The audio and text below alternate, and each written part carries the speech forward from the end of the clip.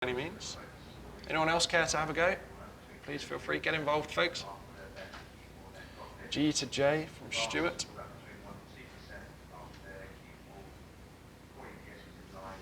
G to J for the win. Good stuff. Yeah, absolutely. G to J. Okay, here's why. Let's start from the highs. We're going to identify our lower highs and lower lows. Down we come. This is our initial lower high, lower low. We cannot lock in that new lower high until we break the low, until we break through this region here. At the point that that breaks, the highest point through that move was C here. Okay, we then break down. The lowest point is F. Repeat that process again. Okay, we're waiting for F to be broken here, that previous low, the highest point between those two, G. Okay, so that is the relevant level. Anything that happens along its way down here, so H and I here, they are just part of this move lower. Right, so down we come, we create that new low down here, and this is where we are currently. So the Fibonacci retracement in play for us here is G down to J. Okay, and that would show that we have a nice 50%, oh look at that, what a drawing, 50% retracement for this to move lower. Okay, right, so I take this short, lovely. I'm now going to look to set my target. Which letters am I going to use? So my fib retracement was G to J, and that provided me with K. Okay, if I'm going to look for my target using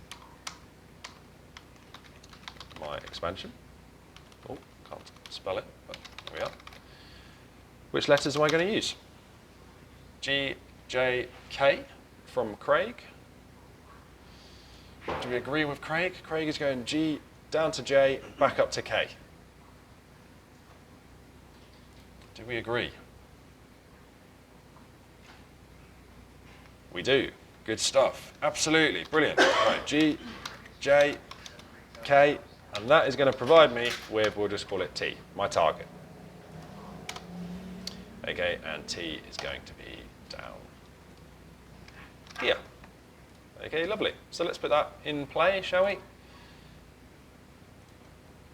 G down to J, back up to K, across we come. Here's that 100% region, and that becomes our target. Lovely.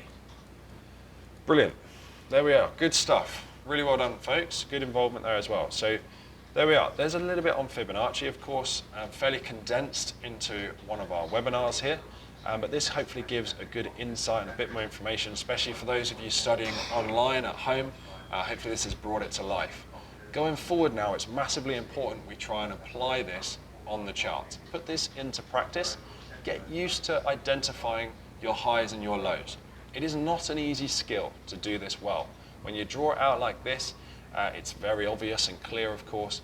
And when you look into the charts, it's not quite so easy. Correctly identifying these is not only important with Fibonacci, but it's important for all of your trading as you try and identify the correct trends in a market. Okay, so get used to doing this. Just put the circles around your highs and lows. Practice it. Okay, it will only stand you in good stead going forward. Okay, so let's have a quick look to the market before we wrap this up. Quick look to the news and see what data we have coming out today. 7 o'clock this morning, we had some data out of Germany, but outside of that, fairly quiet through the economic calendar. Oil inventory stocks coming up at 3:30, but we'll discuss that on the midday webinar. This morning, fairly quiet. Of course, Brexit back into the forefront of people's minds this week as we look to leave the EU on Friday. The European Parliament are set to vote and approve the Brexit deal today. Okay, so eyes on that. It is expected to be approved, so not expecting too many moves in the market, but of course be aware of it and adjust your stop losses and manage your positions accordingly. Right, that is all from me, folks. Have a lovely trading day. It will be Asanka with you at midday for a review to see what has happened through the morning. Have a lovely day, and you'll hear from me tomorrow.